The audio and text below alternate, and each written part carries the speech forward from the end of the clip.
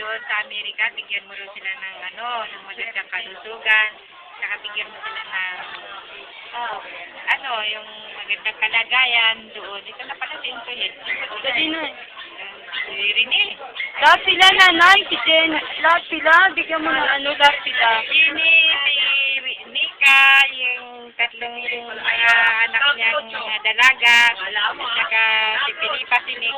Bigyan mo rin sila ng magandang katawan yung gumanda sana ang mga kalusugan nila na hindi magbago. Lahat ng mga karamdaman namin, tanggalin mo, lalo na ako, si Wikwik, yung anak mo, kasi nagpapagamot pala yun.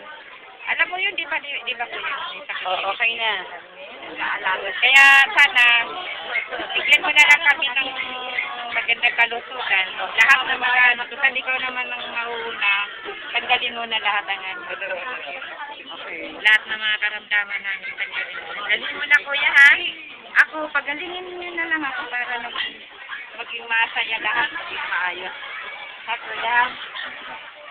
Ay, Diko, Annabelle, Diko. Uy, alam mo, hindi ako nagbibiroan. Nag-stop siya kanina nung nakatapat kay dito.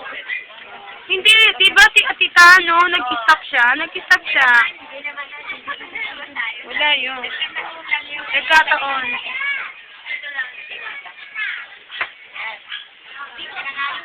Si Jay, tita. Pogi pa rin, di ba? At si Jaja. Ang ganda, oh. Hello po. Flying kiss ka. Flying kiss. Ay, very good. Pwede nga. Doon ako, lalabas ako.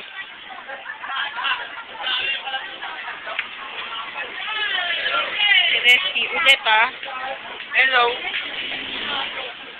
Si Legal. Si Tatay. Hindi ba din yan? Para lahat magpadala. Kurt, oh. Kurt. Hello ka kay Tola. Hello. Shera.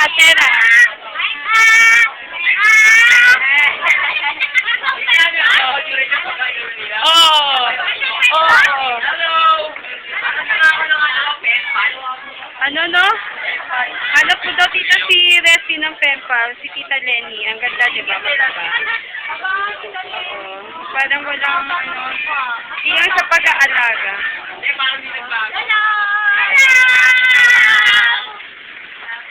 Oh, si Resty. Anak ni Resty yan. Anak ni Resty. Yan si Rastin. Tita, yan yung mga nagsusugat. Ang tagal-tagal.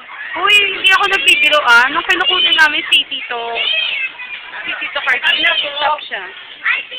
Hindi ko nag-stop. Nag-stop lang. Makita mo ba yung tattoo niya?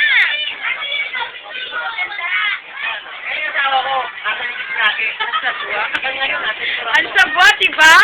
Kita mo ba? Kita ang sabwa.